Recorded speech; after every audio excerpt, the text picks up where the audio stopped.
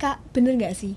Suasana di rumah itu bisa ngaruh banget ke semangat kita buat ngejalanin kehidupan sehari-hari. Bener banget dong Abel. Karena di rumah itu keadaannya adem ayem. Kalau di sekolah itu rasanya jadi lebih enjoy dan cheerful Abel. Ya bener-bener banget. Loh. Tapi sadar gak sih kalau misalnya kita udah on air? Oh iya, kita terlalu excited Abel. Welcome to SPP, Sanmar Sanmar Punya Punya Podcast. Podcast. Di sini bersama aku Yordan. Dan aku Abel yang bakal nemenin kalian sepanjang pembahasan topik kali ini. Nah bener banget, topik kali ini emang bener-bener seru dan dekat sama kehidupan kita sehari-hari, yaitu pengaruh keluarga terhadap mental anak. Dan yang bikin spesial, kita nggak cuma berdua aja yang ngobrolnya. Karena udah hadir bersama kita, narasumber yang luar biasa, seorang psikolog yang pastinya sudah berpengalaman banget. Mari kita sambut Dr. Nadia Sutanto, SPSI, MPSI, Psikolog. Halo.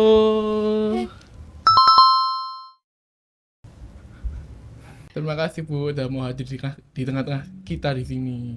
Iya, saya juga terima kasih untuk Sanmar Punya Podcast. Yordan dan Abel telah mengundang saya. Nah, mungkin Bu Nadia bisa sedikit memperkenalkan diri supaya pendengar kita bisa jadi lebih kenal nih. Iya. Siapa ya saya? Iya. Sehari-hari saya di Universitas Surabaya, di Fakultas Psikologi. Fakultas kami tuh punya 4 prodi. Satu prodi yang sarjana gitu ya, prodi sarjana psikologi. Yang kedua pendidikan profesi. Yang ketiga sarjana magister psikologi sains dan pendidikan doktor psikologi.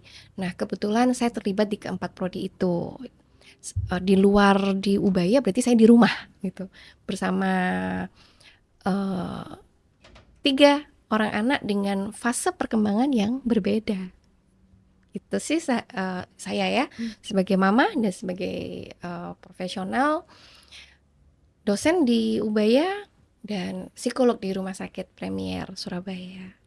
Cukup banyak ya ternyata Bu Nadia. Iya. Menyikapi pendapat nih Bu Nadia tentang keluarga. Keluarga adalah sekolah pertama. Menurut Bu Nadia sendiri, gimana sih pendapat itu? Saya setuju Yordan, kalau keluarga itu adalah sekolah pertama, ya. Karena di awal kehidupan anak-anak itu kan berinteraksi dengan keluarga, gitu ya. Dia mulai belajar berkata-kata, mengerti ini itu diawali dalam lingkup keluarga.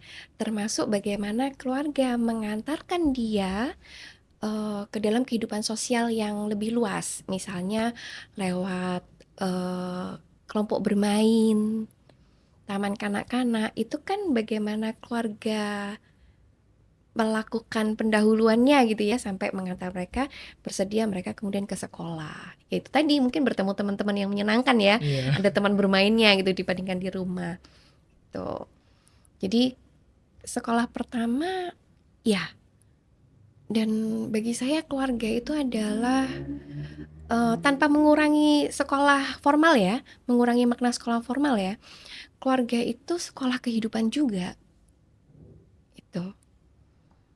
Jadi lengkaplah saat kita memang menjadi siswa, menjadi anak ya di keluarga, terus kemudian kita punya pengalaman bersekolah yang sekolahnya sudah top, itu kan favorit, punya banyak variasi teman, wah itu lebih lengkap lagi gitu.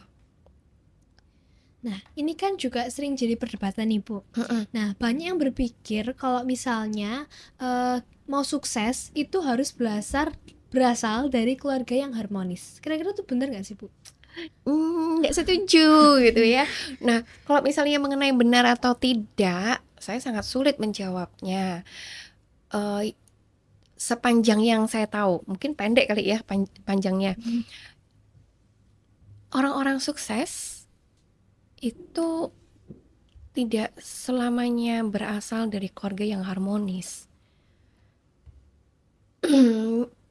Misteri yang saya coba temukan adalah pada saat yang kita tahu tokoh sukses ini, begitu sukses mereka kan kemudian dikupas ya kehidupannya. Nah, terus ada beberapa kehidupan yang dari keluarga yang tidak mampu secara finansial, mungkin keluarganya secara emosional juga berantakan gitu ya, tidak tidak hangat, mungkin terpecah-pecah, sering pertengkaran terjadi. Itu para tokoh ini seperti punya penerjemah di dalam dirinya untuk melihat ketidakharmonisan itu, ketidakidealan yang terjadi di dalam keluarganya sebagai suatu tantangan tersendiri, sebagai proses materi belajar, materi belajar tersendiri gitu sih. Jadi nggak setuju ya, Bel ya. Jadi nggak harus gitu, karena setiap anak itu punya hak yang sama dari mana saja asalnya, dari latar belakang keluarga seperti apa, itu punya hak yang sama untuk sukses. Jadi bergantung juga pada siapa dirinya gitu. Oke, jadi pokoknya intinya kalau misalnya keluarga kita gak perfect, kita tetap punya kesempatan untuk Hmm, sukses. hmm. Asal lingkungan kita mendukung ya. Ya, memang lingkungan mendukung itu penting. Betul, itu sama sekali tidak bisa disangkal ya bahwa lingkungan itu betul, itu mendukung.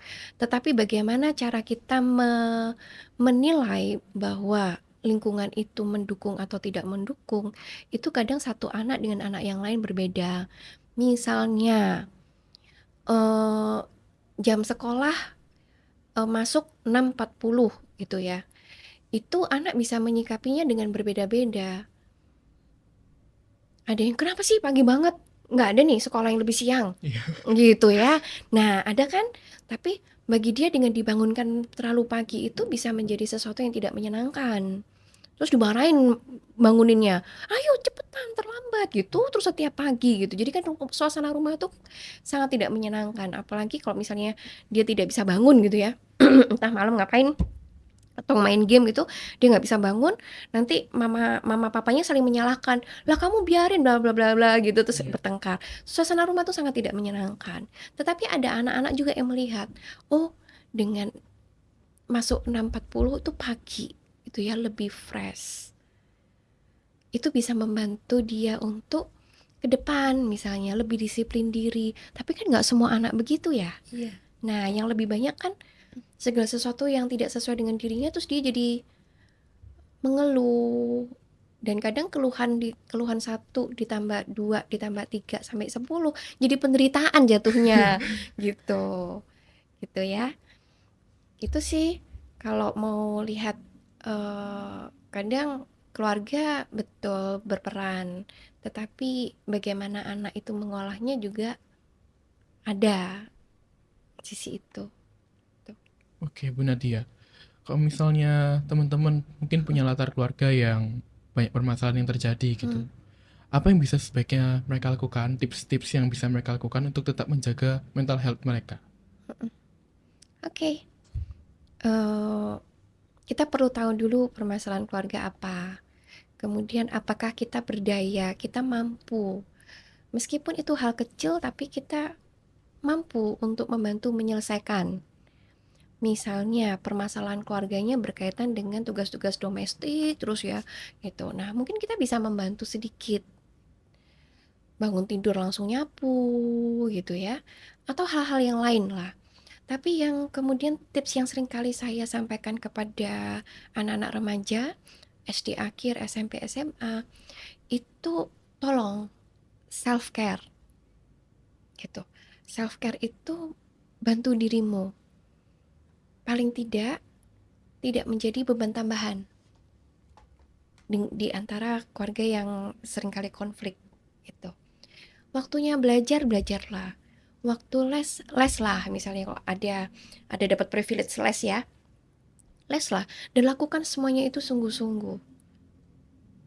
Itu. Jadi ada masalah keluarga yang mungkin kita bisa sedikit memberikan kontribusi penyelesaian, bukan menambah keruh ya. Jadi berkontribusinya nambah Iya. keruh, jangan. Nah, jadi dan kita juga tidak menambah beban mereka. Mereka bisa misalnya menyekolahkan kita, leskan kita, masih menyapa kita. Nah, itu juga paling tidak kita bisa mengurus diri sendiri ya. Mengurus diri sendiri itu artinya secara akademik beres, bukan sekedar ini ya, bukan sekedar selesai, tetapi memang memberikan kualitas belajar yang bagus. Terus self management gitu. Main boleh lah, main usia-usia main kan ini gitu ya, SMP, SMA, usia main-main, tapi harus ada batasnya. Sekolah aja kemudian ada tank pulang kan gitu ya. Nah, bermain juga begitu, harus ada batasnya. Jadi paling tidak itu tidak menambah beban dari keluarga gitu ya. Jadi kalau bisa berkontribusi, silakan berkontribusi. Kalau misalnya kadang mama papa itu kadang ngajak ngomong kita ya, saat mereka bermasalah gitu Iya. ya, itu ngajak ngomong kita lah, ngajak ngomong kita, kita juga bingung. Berarti tanyakan balik, apa yang bisa saya bantu? Nah, itu dengarkan baik-baik, apa yang bisa dibantu. Jadi, bantulah semampu kita, gitu.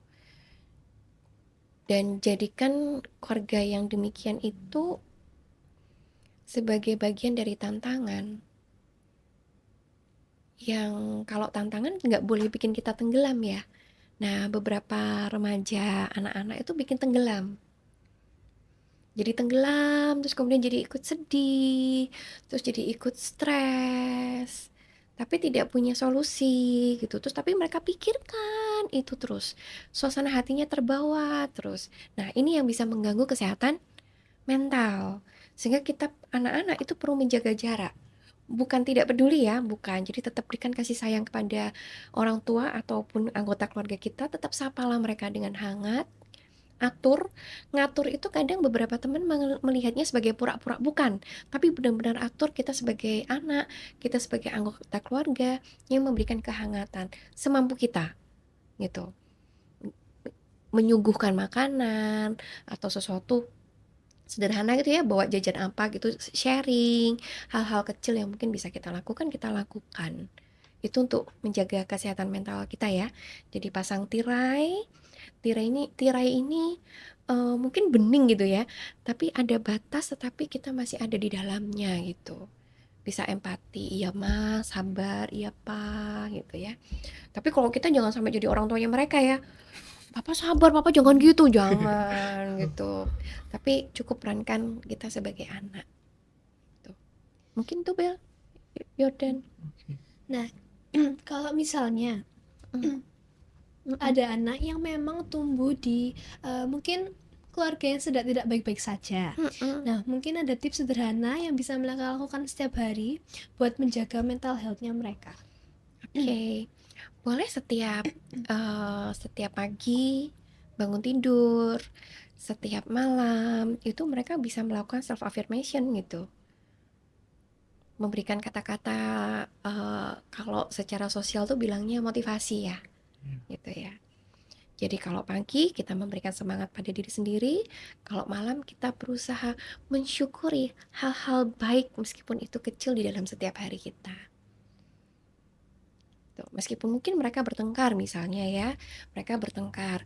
Kita syukuri, tadi pagi mama masih bisa menyapa saya dengan hangat. Jadi nada sama papa sama nada sama saya tuh lain gitu kan. Nah, itu juga hal kecil yang bisa kita syukuri.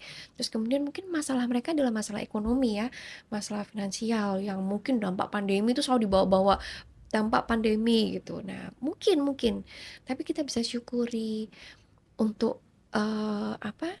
Kita masih bisa sekolah gitu ya, kita masih bisa sekolah, kita masih bisa cukup makan. Nah, itu pagi, malam. Pagi menyusun kata-kata, bebas sih kata-katanya ya, tapi kata-kata kita bisa menyapa diri sendiri dengan menyebutkan nama, Nadia, Cayo gitu Iya. ya. Jadi hari itu kita lewati dengan ya terbaik yang kita bisa gitu ya. Terus kemudian di malam sebelum pergi tidur kita coba renungkan sepanjang hari ini. Jadi kalau dilakukan rutin kan nggak numpuk ya, menemukan hal baik setiap hari. Oh lucu ya tadi di kelas ya si ibu ini gitu ya. Nah itu sesuatu kan eh, yang berbeda yang kita rasakan ya, bukan kesedihan, bukan kesuntukan, bukan stres gitu. Itu kita yang ingat-ingat kembali, kita temukan setiap hal kecil yang mampir di hari itu gitu. Itu yang paling apa ya? Yang bisa dilakukan ya secara rutin dan sederhana. Kata-katanya juga bebas, gitu. Intinya adalah yang pertama memberikan energi, kemudian yang malam mensyukuri dan selalu menyapa, menyebut diri sendiri juga nggak apa-apa. Hai, gitu ya, hai Nadia gitu. Kamu tadi udah berusaha loh sumatifnya. Kamu sudah belajar nyicil, tapi emang beneran ya, gitu ya. Jadi menyapa dengan jujur. Kita memang belajar udah nyicil, udah sungguh-sungguh, udah latihan soal berkali-kali, ya berarti itu yang terbaik sudah kita lakukan gitu. Bu Nadia, Hmm. ingin bertanya nih Bu. Jadi misalkan kita kan remaja ya, remaja kan kita penuh dengan kesibukan-kesibukan. Misalkan kita pulang sekolah, terus kita nih rasanya, aduh hari ini capek banget gitu ya. Iya. Tapi orang tua nih datang ke kita, terus dia tuh nanya-nanya, hari ini gimana, pelajarannya gimana, bisa nggak? Terus kita yang di kondisi capek ini, rasanya udah nggak bisa buat jawab itu dan kita milih diem. Dan milih diem itu malah orang tua marah ke kita. Kamu ini kok diem aja, padahal ditanya. Dan kondisinya orang tua nggak bisa ngertiin kita kalau misalnya kita lagi capek gitu. Buat Bu Nadia sendiri gimana sih pendapatnya Bu? Iya, yang bisa dipahami ya. Orang tua yang di rumah itu kan sudah menyambut dengan berbagai pertanyaan. Ini anakku ngapain aja gitu ya, Iya. gimana ya dia bisa nggak ya gitu ya. Berarti ada kekhawatiran apa ya, yang mungkin anak-anak pada saat itu mandang kepo banget sih gitu kan ya. Iya. Nah, itu dua pribadi yang bener-bener terpisah di saat itu, di titik itu. Yang satunya capek, nggak pengen ditanya-tanya, yang satunya merindukan nih kabar gimana sehari-hari anaknya di luar pantauan matanya gitu kan, tidak terlibat. Nah, dia pengen tahu gimana kondisinya, baik-baik saja kah gitu. Nah, ini bagi orang tua adalah perhatian kan. Iya. Tapi di saat yang sama, perhatian itu bagi anak, annoying. Merasa tidak divalidasi perasaannya. Harusnya kan ngerti ya, sekolah dari jam sekian sampai jam sekian tuh capek gitu. Nah, gimana ya, pastinya harus ada edukasi ya. Edukasi dari orang tua itu tahu bahwa sepanjang pagi sampai ini, atau memahami anaknya gitu ya.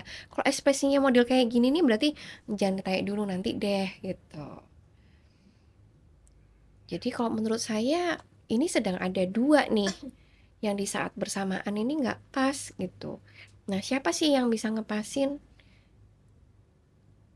Siapa kira-kira? Gak ada. Kalau nggak ada penjembatan gitu, ada orang yang menjembatani itu gitu. Mama nih selalu nanya-nanya gitu, gimana. Siapapun itu yang biasanya mungkin juga nggak harus mama itu. Nah, tuh. Tapi kalau boleh anak-anak yang menyampaikan, mah, dijawab, oke, bentar ya ceritanya gitu. Ya, bukan yang terus pertanyaan yang maksudnya memperhatikan, itu kemudian kita balas dengan perilaku atau apa sih, ekspresi verbal dan non verbal yang tidak menyenangkan. Jadi kalau sedang capek tidak berdaya, tinggal begini aja. Oke, tak istirahat dulu ya gitu. Oke. Nah, mungkin kalau misalnya kita punya teman yang mungkin sering bermasalah sama keluarganya, mungkin jadi sehingga berdampak nih ke kita teman-temannya.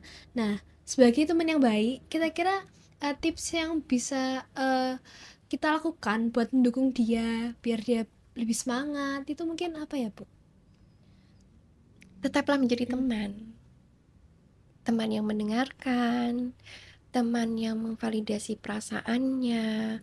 Jangan seperti kalau kita curhat sama orang tua ya, yang beberapa orang tua tuh komennya gini, ah gitu aja kok, kamu nih lebay gitu. Iya. Jangan. Tapi perasaan itu kadang tidak muncul, itu tidak bisa kita atur gitu ya. Jadi perasaan yang disampaikan oleh teman kita yang sedang bermasalah tentang ayahnya, tentang ibunya, tentang siapapun yang di dalam keluarganya, kita validasi perasaannya. Iya capek ya kalau gitu terus gitu ya. Nah, satu, pendengar. Kalau kita menjadi pendengar yang baik, maka kita tidak buru-buru menyimpulkan. Jadi dengarkan dulu, pahami perasaannya. Dan simpulan itu nggak perlu. Misalnya, kadang kita pengen mendukung teman kita ya. Iya ya, papamu tuh jahat banget ya. Hai, nggak boleh. Nggak boleh. Ya, Tapi validasi perasaannya itu adalah capek ya, sedih ya, gitu. Tapi kamu hebat loh, jangan lupa ya, memunculkan kehebatannya, menjalani hari-hari yang berat begitu tuh berarti dia punya kekuatan yang luar biasa. Kadang kita pada saat punya teman kita punya masalah, terus dampaknya nggak menyenangkan bagi kita ngelihat dia sebagai dia saja.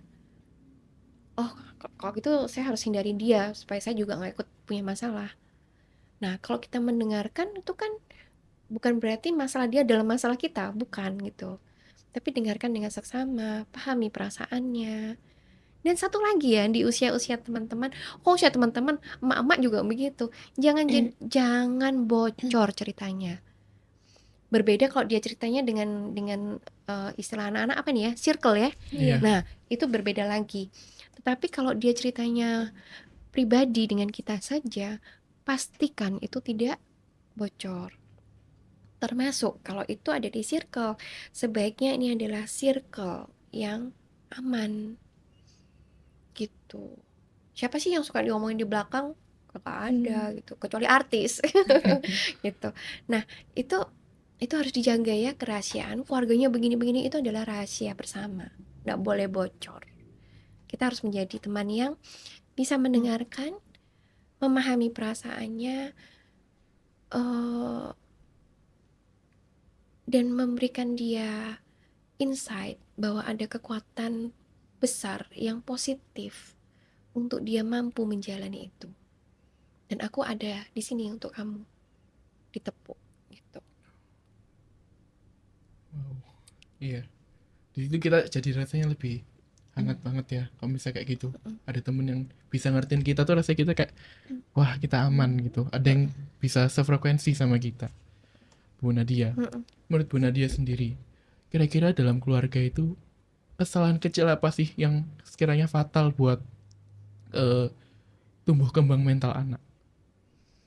Wah, sulit nih pertanyaannya ya. Kesalahan kecil bagi saya tuh di dalam suatu keluarga itu tidak bisa kita katakan salah ya.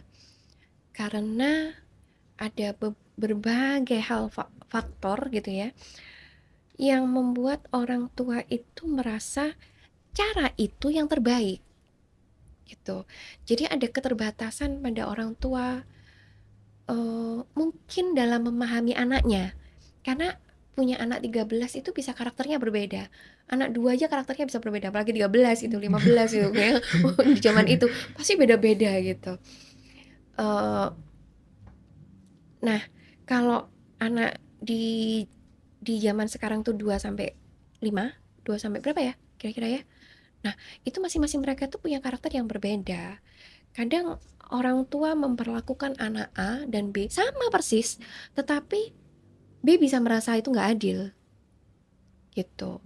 Jadi kalau dibilang kesalahan, saya mungkin lebih memolesnya dengan keterbatasan ya. Dan itulah yang mereka tahu yang terbaik gitu, cara itu. Yang kecil, kalau dibilang keterbatasan itu bicara mengenai emosi tadi. Kadang kita berkeluh kesah, kita capek. Capek mana sama mama? Gitu. Ya. Terus gitu. Terus ya begitulah gitu ya. Kalau itu berulang-ulang loh, kok gitu. Sedangkan anak-anak. Nah, perlu juga memang parenting gitu ya. Memang parenting itu bagaimana mengenali anak di usia-usia tertentu, tahap usia tertentu kurang lebih itu kan punya karakter yang sama, tetapi selalu ada individual differences ya, selalu ada perbedaan individualnya. Itu perlu. Yang kedua, kita juga perlu kepada anak-anak bahwa orang tua kita itu adalah orang tua yang penuh dengan keterbatasan. Mereka tidak bersama karena mereka sempurna. Mereka harusnya saling melengkapi, harusnya gitu ya. Tapi kadang kan saling menyalahkan gitu. Terus kita mendengar itu. Nah, anak-anak itu juga begitu. Harus bisa memahami bahwa orang tua itu penuh dengan keterbatasan, dan cara yang mereka tahu itu cara yang mereka tahu mungkin dari parentingnya di masa yang lalu, dari cerita-cerita yang beredar dan pengetahuan yang berada di sekitarnya dia gitu ya. Masa dia tumbuh, masa dia sebagai orang tua, mungkin itu yang muncul gitu. Jadi memunculkan ini, bagaimana mereka punya apa? Kemampuan olah emosi itu juga baru kita bilang sedikit dia bisa marah gitu. Nah, itu juga bagi saya adalah keterbatasan, bukan kesalahan. Tuh. Nah, masalah kesehatan mental itu ada kontribusi dari anak itu sendiri. Sehingga pada saat sesi bertemu dengan psikolog, itu di titik itu pada saat itulah mereka mengalami pencerahan. Artinya saat itu mereka nggak tahu bagaimana mengolah keadaan, mengolah perasaan, mengolah pikiran mereka dalam menghadapi badai-badai gitu ya, atau badai kok berkepanjangan gitu ya, ya konflik-konflik yang berkepanjangan, itu mereka bingung gitu. Sehingga perlu dibantu melihat bahwa kesalahan yang dilakukan oleh orang tua itu mungkin bagian dari keterbatasan gitu. Mereka mungkin nggak tahu bahwa itu berdampak pada. Nah, kita akan infokan kepada orang tua, minta tolong ini itu supaya bisa membantu dia lebih cepat pulih gitu. Tetapi pulih atau tidak pulihnya itu juga bergantung kepada si anak gitu. Jadi yang sebagai anak yang merasa kehidupan keluarganya itu kurang ideal, kurang harmonis, dia juga perlu istilahnya apa ya, restruktur cara dia berpikir bahwa keluarga yang tidak harmonis itu bisa menjadi tantangan gitu untuk dia menimbun berbagai masalah. Terus apa sih ini gitu ya, membantu dia menganalisa, mengolah perasaan. Kenapa kok papa bilang begitu aja mama marah ya? Aneh kan? Gitu. Nah, analisa-analisa itu ditambah mungkin bacaan-bacaan, mungkin bisa lebih membantu memahami kondisi dibandingkan terpuruk, tenggelam di dalam lumpur permasalahan itu gitu. Sih. Bu Nadia, Hmm, terkadang itu banyak anak yang bertanya nih Bu Nadia, iya. kenapa sih kalau misalnya ketika kita itu menyampaikan pendapat kita, gimana kalau kesah kita, kenapa banyak orang tua zaman sekarang tuh lebih cenderung membandingkan dirinya dengan anak itu gitu. Jadi mungkin pertanyaan banyak dari teman-teman kita ya, karena memang relate banget Iya, sama iya. sama generasi kita. Mm, mm, mm. Gimana tuh? Iya, karena orang tua kita juga ngerelatin sama generasinya dia gitu ya. Artinya pada saat kita berkeluh kesah terus kemudian mereka membandingkan di zaman batu gitu, yang kita pakai blender gitu, tekan tombol terus semuanya sudah hancur sempurna. Sedangkan zaman mereka harus pakai tumbukan, aduh gitu kan, harus dengan otot betul itu gitu. Nah, secara auto mereka membandingkan itu gitu. Zaman dulu dia harus buka-buka buku gitu untuk clipping ya. Kalau sekarang kan enggak gitu, kita bisa langsung browse, bisa dapat banyak hal dengan mencantumkan sumbernya. Jadi ya kalau ditanya mengapa, rasanya dari generasi ke generasi begitu ya gitu. Sehingga memang itu kenapa di sekolah-sekolah juga dimarahkan bahwa orang tua perlu memahami anak gitu. Cuman kan nggak semua sama seperti pelajaran. Hari itu kita sama-sama menerima penjelasan dari guru, tetapi berapa persen dari kita yang benar-benar paham ya gitu. Itu kan juga sekian persen gitu sih, Yordan. Wah, gak kerasa nih ya, kita udah ngobrol-ngobrol dari tadi, udah lumayan banyak yang kita bahas sama Bu Nadia ini. Nah, kami ucapkan terima kasih banyak buat Ibu Nadia yang sudah berkenan untuk berbagi ilmu dan pengalaman bersama kita semuanya. Iya, terima kasih Ampel, terima kasih Yordan yang memandu.